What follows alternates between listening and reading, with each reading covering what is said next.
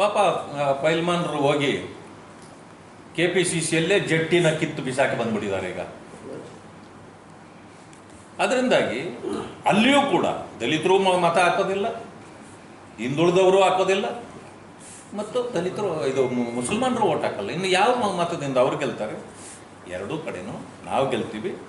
ನಾವೆಲ್ಲ ಕನಸು ಕಾಣ್ತಿರೋದು ಅವರು ಸೋಲಿನ ಕನಸು ಬಂದಿದೆ, ಅವ್ರಿಗೆ ಬಂದಿದೆ, ಗೆಲುವಿನ ಕನಸು ನಮಗೆ ಬಂದಿದೆ. ಮೈಸೂರಲ್ಲಿ ಡ್ರಗ್ಸ್ ಸಿಕ್ಕಿದೆ ಸರ್, ಮತ್ತೆ ಡ್ರಗ್ಸ್ ಮಾದಕ ವಸ್ತುಗಳನ್ನು ಮುಕ್ತ ಮಾಡ್ತೀವಿ ಅಂತ ಹೇಳಿದ್ರೆ ಎಲ್ಲ ಕಡೆ ಅವರು ತವರು ಜಿಲ್ಲೆಯಲ್ಲೇ ಡ್ರಗ್ಸ್ ಮಾಫಿಯಾ ನಡೀತಾ ಇದೆ. ನಾನು ಒಂದೇ ಮಾತಿನಲ್ಲಿ ಹೇಳೋದಾದರೆ ಇದನ್ನು 10 ಬಾರಿ ಹೇಳಿದ್ದೇನೆ, ಸದನದಲ್ಲಿ ಇದರ ಬಗ್ಗೆ ಹೋರಾಟ ಮಾಡಿದ್ದಾರೆ. ಡ್ರಗ್ಸ್ ಮುಕ್ತ ಇವರು ಮಾಡಲಿಕ್ಕೆ ಇವ್ರಿಗೆ ಸಾಧ್ಯ ಇಲ್ಲ. ಯಾಕಂದರೆ ಸರ್ಕಾರದ ಒಳಗಡೆ ಸೀರಿಯಸ್ನೆಸ್ ಇಲ್ಲ ಇವರಿಗೆ. ಯಾರ್ಯಾರು ಯಾವ ಯಾವ ಖಾತೆಗಳನ್ನು ವಹಿಸ್ಕೊಂಡಿದ್ದಾರೋ ಆ ಖಾತೆಗಳಲ್ಲಿ ಇವರಿಗೆ ಜವಾಬ್ದಾರಿ ಇಲ್ಲ. ಸುಮ್ಮನೆ ಉಡಾಫೆ. ವಂಶೋದಯ ಆಸ್ಪತ್ರೆಯಲ್ಲಿ 24x7 ಎಮರ್ಜೆನ್ಸಿ ಕೇರ್ ಲಭ್ಯವಿದೆ. ಆಘಾತ, ಹೃದಯಾಘಾತ ಅಥವಾ ಪಾರ್ಶ್ವವಾಯು ಆಗಿರಲಿ, ತುರ್ತು ತಜ್ಞರ ತಂಡವು ಅತ್ಯಾಧುನಿಕ ಉಪಕರಣಗಳೊಂದಿಗೆ ಅಗತ್ಯವಿರುವಾಗ ತ್ವರಿತ, ಪರಿಣಾಮಕಾರಿ ಮತ್ತು ಪರಿಣಿತ ಚಿಕಿತ್ಸೆಯನ್ನ ನೀಡುತ್ತಾರೆ. ಹೆಚ್ಚಿನ ಮಾಹಿತಿಗಾಗಿ ಸಂಪರ್ಕಿಸಿ 7270 ಅಥವಾ 9141066685. ರಾಜಕಾರಣ ಮಾಡ್ತಾರೆ, ಅಧಿಕಾರವನ್ನು ಕೂಡ ಉಡಾಫೆ ಮಾಡ್ತಾರೆ.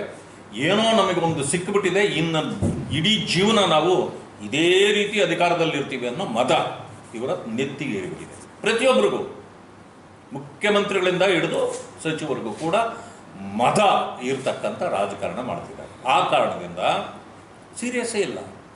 ಹೋಗಲಿ, ಇಷ್ಟು ಸಾರಿ ಮಾದಕ ವಸ್ತುಗಳು ಸಿಕ್ಕಿದಾಗ ಯಾರು ಇಲ್ಲಿಯವರು ಹಿಡಿಯಲಿಲ್ಲ. ಗುಜರಾತ್ನವರು ಬಂದು ಇಲ್ಲಿ ಹಿಡಿತಾರೆ, ಮಹಾರಾಷ್ಟ್ರದವರು ಬಂದು ಇಲ್ಲಿ ಹಿಡಿತಾರೆ. ಇಲ್ಲಿ ಫ್ಯಾಕ್ಟ್ರಿಗಳಿದ್ದರೆ ಯಾಕೆ ಇನ್ಫಾರ್ಮೇಷನ್ ಇರಲ್ವ ನಿಮಗೆ? ಇಂಟೆಲಿಜೆನ್ಸು ಯಾರು ಎಲ್ಲಿ ಚಲನವಲನ ಹಿಡಿದು ತೋರಿಸ್ತಕ್ಕಂಥ ಇಂಟೆಲಿಜೆನ್ಸ್ ನಿಮ್ಮ ಹತ್ರ ಇರುವಾಗ ಮಾದಕ ವಸ್ತುಗಳು ತಯಾರು ಮಾಡತಕ್ಕಂಥ ಕಾರ್ಖಾನೆಗಳೇ ಹುಟ್ಟಿವೆ ಅಂತ ಗೊತ್ತಾಗಲ್ವಾ? ಮಾನ್ಯ ಗೃಹ ಸಚಿವರನ್ನು ಕೇಳಿದರೆ ನನಗೆ ಅದೇನೋ ಇನ್ನೂ ಗೊತ್ತಾಗಿಲ್ಲ, ನಾನು ವರದಿ ತರಿಸ್ಕೊಂಡು ನೋಡ್ತೀನಿ ಅಂತಾರೆ. ಯಾರು ಕೊಡ್ಬೇಕು ಇವ್ರ ವರದಿ? ಅಂದರೆ ನಿಮ್ಮ ಸೀರಿಯಸ್ನೆಸ್ ಎಷ್ಟಿದೆ ಅಂತಿದ್ರಲ್ಲೇ ಗೊತ್ತಾಗುತ್ತೆ. ಆ ಕಾರಣದಿಂದ ಮಾದಕ ವಸ್ತುಗಳು ಇವತ್ತು ಎಲ್ಲ ಕಡೆಯಲ್ಲೂ ಸಿಗ್ತದೆ. ಅಷ್ಟು ಮಾತ್ರ ಅಲ್ಲ, ಬಜೆಟಲ್ಲಿ ಈ ಸಾರಿ ನೋಡಿರಿ 45,000 ಕೋಟಿ ಅಥವಾ 50,000 ಕೋಟಿವರೆಗೆ ಎಕ್ಸೈಸಲ್ಲಿ ನಮಗೆ ಆದಾಯ ಬರ್ತದೆ ಅನ್ನೋ ಥರ 45 ಹಾಕ್ಕೊಂಡಿದ್ದಾರೆ. ಎಕ್ಸ್ಪೆಕ್ಟೆಡ್ ಮಾತಾಡೋದು ಅಂತಂದರೆ ಇದಕ್ಕಿಂತ ಜಾಸ್ತಿ. ಅಂದಮೇಲೆ ಮುಂದಿನ ವರ್ಷ ನಿಮಗೇನಾದರೂ ಅವಕಾಶ ನಿಮಗೆ ಸಿಕ್ಕಿದ್ರೆ ಕುಡಿಯುವುದು ಕಡ್ಡಾಯ ಅಂತ ಭವಿಷ್ಯ ಮಾಡಿಬಿಡ್ತಾರೆ. ಯಾಕೆ ಅಂದರೆ ಒಂದು ಕಡೆ ಹೇಳ್ತೀರಿ ಕುಡಿಯಬಾರ್ದು, ಇಂಜೂರಿಯಸ್ ಟು ಹೆಲ್ತ್ ಅಂತೀರಿ, ಅಲ್ಲೇ ಮದ್ಯಪಾನ ಸಂಯಮ ಮಂಡಳಿ. ಯಾಕೆ ಸಂಯಮ ಮಂಡಳಿ ಇದೆ ಅಂದರೆ ಮದ್ಯಪಾನ ಮಾಡಬಾರ್ದು ಅನ್ನೋದು ಹೇಳೋದಕ್ಕೆ. ಅದಕ್ಕೆ ಗಾಂಧೀಜಿ ಫೋಟೋ, ಅದಕ್ಕೆ ಮದ್ಯಪಾನ ಸಂಯಮ ಮಂಡಳಿ. ಎಕ್ಸೈಸಲ್ಲಿ 45,000, ಈ ತಿಂಗಳಲ್ಲಿ ಇಷ್ಟು ಕೋಟಾ ತಗೊಳ್ಳೇಬೇಕು. ಬಾರ್ ಆ್ಯಂಡ್ ರೆಸ್ಟೋರೆಂಟ್ನವರು, ವೈನ್ ಸ್ಟೋರ್ನವರು ಇಷ್ಟು ಖರ್ಚು ಮಾಡಲೇಬೇಕು ಬಾಟಲ್ಗಳು. ಈಗ ಆ ಮಟ್ಟಕ್ಕೆ ಹೋಗಿದ್ದಕ್ಕೆ ಸರ್ಕಾರ ಇಂಥ ಕೆಟ್ಟ ಸರ್ಕಾರವನ್ನು ನೋಡಲಿಕ್ಕೆ ಸಾಧ್ಯ. ನಾನು ಒಂದು ಮಾತನ್ನು ಹೇಳಿದ್ದೇನೆ, ಮೊದಲ ಆದ್ಯತೆ ಸರ್ಕಾರಕ್ಕೆ ಎಜುಕೇಷನ್, ಎರಡನೇ ಆದ್ಯತೆ ಹೆಲ್ತ್, ಆರೋಗ್ಯ. ಇದಕ್ಕೆ ನಾವು ಪ್ರೋತ್ಸಾಹ ಕೊಡಬೇಕು.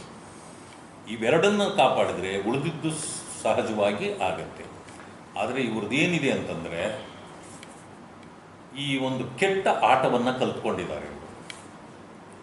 ಎಜುಕೇಷನ್ನಲ್ಲಿ ಆಟ ಆಡಬಾರ್ದು. ಮನುಷ್ಯನಿಗೆ ಬೇಕಾಗಿರ್ತಕ್ಕಂಥ ಮೂಲ ಬಾಬಾ ಸಾಹೇಬ್ ಅಂಬೇಡ್ಕರ್ ಹೇಳಿದ್ದೇನು ಹೇಳಿ? ಶಿಕ್ಷಣ ಮೊದಲು. ಅವರ ಮಾತುಗಳಲ್ಲಿ ಯಾವುದ್ರಲ್ಲಿ ನೋಡಿ, ಶಿಕ್ಷಣ ಬೇಕು, ನೀವು ಶಾಲೆ ತೆಗಿಬೇಕು, ಗ್ರಂಥಾಲಯ ತೆಗಿಬೇಕು. ಯಾಕೆ ಅದನ್ನೆಲ್ಲ ಹೇಳ್ತಿದ್ರು ಅವರು? ಅಂದರೆ ಮಾನವನ ಒಂದು ಇದನ್ನು ಬದಲಾಯಿಸ್ತಕ್ಕಂಥವು, ಅವನ ಚರಿತ್ರೆಯನ್ನು ಬದಲಾಯಿಸ್ತಕ್ಕಂಥವು. ಅದಾದ ಮೇಲೆ ಮಾನವನಿಗೆ ಆರೋಗ್ಯ ಬೇಕು. ಇವುಗಳಿಗೆ ನಾವು ಹೋಲಿಸ್ಕೊಂಡು ಇಡೀ ರಾಷ್ಟ್ರದಲ್ಲೇ ಆರೋಗ್ಯಕ್ಕೆ ಮತ್ತು ಶಿಕ್ಷಣಕ್ಕೆ ಅತಿ ಕಡಿಮೆ ಪ್ರೋತ್ಸಾಹ ಕೊಡ್ತಾ ಇರೋದು ಕರ್ನಾಟಕ.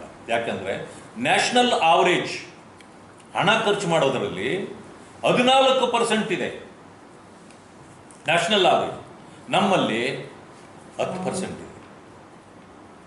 ಹೆಲ್ತಲ್ಲಿ ಬೇರೆ ಕಡೆ 6.5% ಇದೆ, ನಮ್ಮಲ್ಲಿ 3.5% ಇದೆ. ಈ ರೀತಿ ಇದೆ. ನಾನು ಹೇಳೋದು, ಹಿಂದಿ ಬಗ್ಗೆ ನಿಮಗೆ ಸಿಟ್ಟು ಇವತ್ತು ಯಾಕೆ ಬಂತು? ನೆಹರೂರವರು ಹಿಂದಿ ಅಲ್ವಾ? ಇಂದಿರಾ ಗಾಂಧಿಯವರು ಹಿಂದಿ ಅಲ್ವಾ? ರಾಜೀವ್ ಗಾಂಧಿ, ರಾಹುಲ್ ಗಾಂಧಿ ಎಲ್ಲ ಹಿಂದೂ ಅಲ್ವಾ? ರಾಹುಲ್ ಗಾಂಧಿ ಬದಲಾಗಿದ್ದಾರೆ, ಯಾಕೆಂತಂದ್ರೆ ಅವರು ಫಾರಿನರು, ಫಾರಿನ್ಗೆ ಹೋಗಿ ಅಲ್ಲಿಂದ ಬಂದಿರೋದ್ರಿಂದ ಅವರಲ್ಲಿ ರಕ್ತದಲ್ಲಿ, ಅವರ ದೇಹದಲ್ಲಿ ರಕ್ತ ಫಾರಿನ್ ರಕ್ತ ಹರಿತಾ ಇದೆ, ಅದರಿಂದಾಗಿ ಅವರ ಇದಿರ್ಬೋದು. ಆದರೆ ಇಲ್ಲಿವರೆಗೆ ಇದ್ದುದು ಹಿಂದಿ. ಜೊತೆಗೆ ನಾವು ಹಿಂದಿಯನ್ನು ಏರಿಕೆ ಮಾಡಿ ನಾವು ಹೇಳಲ್ಲ, ಹಿಂದಿ ಬೇಕಾದವ್ರು ಕಲಿತಾರೆ. ನೀವು ಆಪ್ಷನ್ಸ್ ಇಟ್ಟಿದ್ರಿ 3, ಹಿಂದಿನ ಈಗ ಓದಿದ್ದಾರೆ, ಇಡೀ ವರ್ಷ ಮಾಡಿದ ಮೇಲೆ ಅಕಾಡೆಮಿಕ್ ಇಯರ್ ಮುಗಿದ ಮೇಲೆ ನೀವು ತೀರ್ಮಾನ ತಗೊಳ್ಳಿ, ಬೇಕಾ ಬೇಡ, ಬೇಕಾದವ್ರು ತಗೊಳ್ಳಿ, ಬೇಡದಿದ್ದರು ಬಿಡಿ, ಅದು ಹೇಳಿ. ಅದನ್ನು ಬಿಟ್ಟು ಇಡೀ ವರ್ಷ ನೀವು ಪಾಠ ಮಾಡಿಸಿದ್ದೀರಿ, ಈಗ ನೀವು ಹಿಂದಿ ಲೆಕ್ಕಕ್ಕಿಲ್ಲ, ಗ್ರೇಡ್ ಮಾತ್ರ ಕೊಡ್ತೀವಿ, ಮಾರ್ಕ್ಸ್ ಕೊಡಲ್ಲ ಅಂದರೆ ಓದಿಸಿದ್ಯಾಕೆ ನೀವು? ಇಷ್ಟು ದಿನ ಮಾಸ್ಟರ್ಗಳನ್ನು ಇಟ್ಟು ಪಾಠ ಮಾಡಿಸಿ ಅವ್ರಿಗೆ ಸಂಬಳ ಕೊಟ್ಟಿದ್ದೀರಿ. Is it not A double standard of the government? ಅದರಿಂದ ಇವರು ಮಕ್ಕಳ ಭವಿಷ್ಯದಲ್ಲೂ ಆಟ ಆಡ್ತಾ ಇದ್ದಾರೆ. ಇದು ದೊಡ್ಡ ಪೆಟ್ಟು ಸಮಾಜದ ಮೇಲೆ ಬೀಳುತ್ತದೆ. ಅದರಿಂದಾಗಿ ತಕ್ಷಣ ಇದನ್ನು ವಾಪಸ್ ತಗೊಳ್ಳೋದು. ಮಂಗ ತಾನು ಕೆಡೋದಲ್ಲದೆ ವನ ಕೆಡಿಸ್ತು ಅಂತೇಳಿ ಒಂದು ಗಾದೆ ಮಾತಿದೆ. ಬಟ್ ನಾನು ಅವ್ರನ್ನ ಮಂಗ ಅಂತ ಹೇಳಲ್ಲ, ಯಾಕಂದರೆ ಅವ್ರನ್ನ ಗೌರವಿಸ್ಬೇಕು ನಾವು. ಶಾಸಕರು ಜನರಿಂದ ಆಯ್ಕೆ ಆಗಿರೋದು, ಅದನ್ನು ನಾನು ಗಾದೆ ಮಾತನ್ನು ಹೇಳಿದ್ದೀನಿ. ಈಗ ಪರಿಸ್ಥಿತಿ ಪಾಪ ಆ ಮಟ್ಟಕ್ಕೆ ಅವರು ಇದು ಮಾಡಿಕೊಂಡು ಚಿಕ್ಕಬಳ್ಳಾಪುರದಿಂದ ಗೆದ್ದಿದ್ದಾರೆ. ಈಗ ಚಿಕ್ಕಬಳ್ಳಾಪುರದ ಹೆಸರನ್ನು ಕೆಡಿಸ್ತಕ್ಕಂಥ ಕೆಲಸವನ್ನು ಅವರು ಮಾಡ್ತಿದ್ದಾರೆ. ನೋಡಿ, ಕ್ಯಾನ್ವಾಸ್ ಮಾಡಲಿ, ಒಂದು ಗೌರವ ಘನತೆಯನ್ನು ಇಟ್ಕೊಂಡು ನೀವು ಚುನಾವಣೆಗೆ ಹೋಗಿದ್ದೀರಿ, ನಿಮ್ಮ ಪಕ್ಷದ ತತ್ವ ಸಿದ್ಧಾಂತಗಳನ್ನು ಮಾತಾಡಿ. ಅವ್ರಿಗೆ ಯಾವ ಸಿದ್ಧಾಂತಗಳು ಇಲ್ಲ, ತತ್ವಗಳು ಇಲ್ಲ, ಎಲ್ಲ ಸತ್ತೋಗಿವೆ. ಇವ್ರು ಏನಂತಂದರೆ ಈ ರೀತಿಯ ಜೋಕರ್ ಪಾರ್ಟ್ ಮಾಡಿದರೆ ಜನ ಎಂಟರ್ಟೈನ್ಮೆಂಟ್ಗೆ ಇದು ನಮ್ಮನ್ನು ಗೌರವಿಸ್ತಾರೆ ಅಂತ ಅವರು ತಿಳ್ಕೊಂಡು ಬಿಟ್ಟಿದ್ದಾರೆ. ಅದಕ್ಕೆ ನಾನು ನಮ್ಮ ಪಕ್ಷದ ಮುಖಂಡರುಗಳಲ್ಲಿ ಮನವಿ ಮಾಡ್ತೇನೆ. ಯಾಕೆಂತಂದರೆ ಇದಕ್ಕಿಂತ ಉತ್ತಮವಾದ ವ್ಯಕ್ತಿಗಳು ಕಾಂಗ್ರೆಸ್ನಲ್ಲಿ ಇಲ್ಲ. ಕಾಂಗ್ರೆಸ್ನಲ್ಲೆಲ್ಲ ಜೋಕರ್ಸು, ಈ ರೀತಿ ಕೆಟ್ಟದಾಗಿ ನಡ್ಕೊಳ್ತಕ್ಕಂಥ ಕ್ಯಾರೆಕ್ಟರ್ಗಳೇ ಜಾಸ್ತಿ ಇರೋದ್ರಿಂದ ಪಾಪ ಅವರಲ್ಲಿ ಬೇರೆ ಯಾರೂ ಇಲ್ಲ. ಅದಕ್ಕೆ ಅವ್ರನ್ನ ಚುನಾವಣೆಗೆ ಕಳಿಸಿದ್ದಾರೆ. ಜನ ತೀರ್ಮಾನ ಮಾಡ್ತಾರೆ. ಇಂಥವ್ರನ್ನ ಕಳಿಸಿದಷ್ಟು ನೀವು ನೋಡಿದ್ದೀರಿ, ರಾಹುಲ್ ಗಾಂಧಿ ಎಲ್ಲೆಲ್ಲಿ ಪ್ರಚಾರ ಮಾಡ್ತಾರೋ ಅಲ್ಲೆಲ್ಲ ನಮ್ಮ ಪಕ್ಷ ಗೆಲ್ತದೆ. ಅಂದರೆ ನಮಗೆ ಸ್ಟಾರ್ ಪ್ರಚಾರಕರಿದ್ದಂಗೆ ಅವರು. ಇವರು ಅಷ್ಟೇ, ಇವಾಗ ನಮಗೆ ಸ್ಟಾರ್ ಪ್ರಚಾರಕರು. ಅದರಿಂದಾಗಿ ಜನ ಅವರನ್ನು ಈ ಒಂದು ರೀತಿ ಕೆಟ್ಟ ಭಾವನೆಯಿಂದ ನೋಡ್ಲಿಕ್ಕೆ ಪ್ರಾರಂಭ ಮಾಡ್ತಾರೆ. ಅವರು ಬಂದು ಓಡಾಡಲಿ, ಅದು ನಮ್ಮ ಪಕ್ಷಕ್ಕೆ ಒಳ್ಳೆಯದಾಗತ್ತೆ. ಅದು ಅವ್ರ ಮೇಲೆ, ಕೆಸರಿನ ಮೇಲೆ ಕಲ್ಲು ಹಾಕಬೇಡಿ, ಅಂಥವರನ್ನು ಫ್ರೀಯಾಗಿ ಬಿಡಿ. ಅವರು ಬಂದಷ್ಟು ನಮ್ಮ ಪಕ್ಷಕ್ಕೆ ಒಳ್ಳೆಯದಾಗತ್ತೆ. ಆದ್ದರಿಂದ ಸುಮ್ಮನೆ ಇದ್ದುಬಿಡಿ ಅಂತ ನನ್ನ ಪಕ್ಷದ ಮುಖಂಡರಿಗೆ ನಾನು ಹೇಳಲಿಕ್ಕೆ ಬಯಸ್ತೇನೆ. ಯಾಕಂದರೆ ಪ್ರದೀಪ್ ಈಶ್ವರು ಒಂದು ಶಾಸಕ ಸ್ಥಾನದಲ್ಲಿರೋದ್ರಿಂದ ನಾನು ಕೆಟ್ಟ ಭಾಷೆಯನ್ನು ಅವರಿಗೆ ಬಳಸೋದು ಸರಿಯಲ್ಲ ಮಾಡೋದು. ಈಗ ಗೆಲ್ತೀವಿ ಅಂತ, ಬಟ್ ಎರಡೇ ನಡೀತಾ ಇರೋದು. ನಾವು 2 ಗೆಲ್ತೀವಲ್ಲ, 2 ಕ್ಷೇತ್ರಗಳಲ್ಲಿ ನಾವು ಗೆಲ್ತೇವೆ. ಈಗ ಕೇವಲ 4,500 ಸಾವಿರದಲ್ಲಿ ಸೋತಿದ್ವಿ ನಾವು ಬಾಗಲಕೋಟೆ ಚುನಾವಣೆ. ಇವತ್ತು ಹೇಗೆ ಪರಿಸ್ಥಿತಿ ಏನಿದೆ, ಈ ಸರ್ಕಾರ ಬಂದ ಮೇಲೆ ನುಡಿದಂತೆ ನಡೆದಿಲ್ಲ, ಬೇಕಾದಷ್ಟು ತಪ್ಪುಗಳನ್ನು ಮಾಡಿದ್ದಾರೆ, ಸಿಕ್ಕಿಬಿದ್ದಿದ್ದಾರೆ. ಒಳ ಮೀಸಲಾತಿಯಲ್ಲಿ ಗೊಂದಲ ಸೃಷ್ಟಿ ಮಾಡಿ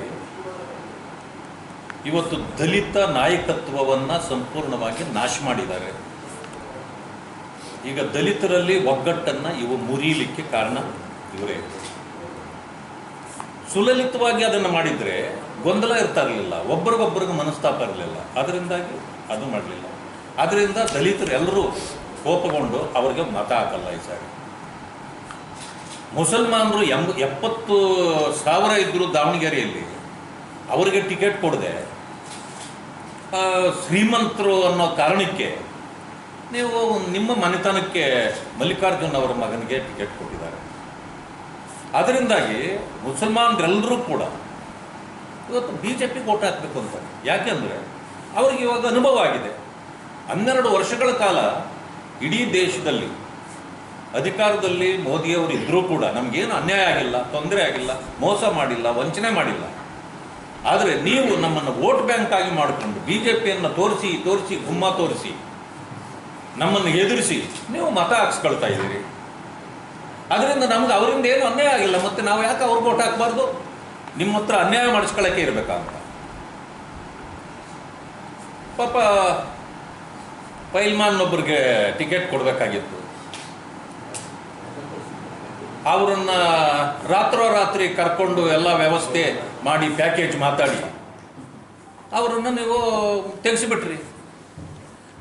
ಇದರಿಂದಾಗಿ ಮುಸಲ್ಮಾನ್ ಬಂಧುಗಳು ಇನ್ನಷ್ಟು ಸಿಟ್ಕೊಂಡು ಬಿಟ್ಟಿದ್ದಾರೆ. ಏನೋ ಪಾಕೆಟ್ಗಳು ಎಲ್ಲ ಸಿಗ್ತಾ ಇವೆ. ಈ ಮಟ್ಟಕ್ಕೆ ಮಾಡಿದರೆ ಸಮಾಜ ಹೇಗೆ ನೀವು ಸುಧಾರಿಸಲಿಕ್ಕೆ ಸಾಧ್ಯ ಆಗುತ್ತೆ? ಆ ಕಾರಣದಿಂದ ಇದು ಡಬಲ್ ಸ್ಟ್ಯಾಂಡರ್ಡ್ ಸರ್ಕಾರ ಇದೆ. ಇವರಿಗೆ ಸೀರಿಯಸ್ನೆಸ್ ಇಲ್ಲ. ಸಮಾಜ ಹಾಳಾಗೋದ್ರೂ ಸರಿ ಇಲ್ಲ, ನಾವು ಅಧಿಕಾರದಲ್ಲಿರಬೇಕು ಅನ್ನೋವಂಥ ಪರಿಸ್ಥಿತಿಗೆ ಇವರು ಬಂದಿದ್ದಾರೆ. ಅದರಿಂದಲೇ ಇಡೀ ದೇಶದಲ್ಲಿ ಕಾಂಗ್ರೆಸ್ಸನ್ನು ಜನರು ತಿರಸ್ಕಾರ ಮಾಡ್ತಿದ್ದಾರೆ. ಕಾಂಗ್ರೆಸ್ಸು ನಾಶ ಆಗದೇ ಇದ್ದರೆ ಈ ದೇಶ ನಾಶ ಆಗುತ್ತೆ. ಕಾಂಗ್ರೆಸ್ ನಾಶ ಆದರೆ ಈ ದೇಶ ಸರ್ವೇ ಹೋಗುತ್ತೆ. ಆ ಕೆಲಸವನ್ನು ನಾವು ಮಾಡಬೇಕು. ಸರ್, ಪ್ರದೀಪ್ ಈಶ್ವರ್ ನಿನ್ನೆ ದಾವಣಗೆರೆ BJP ಕಚೇರಿ ಮುಂದೆ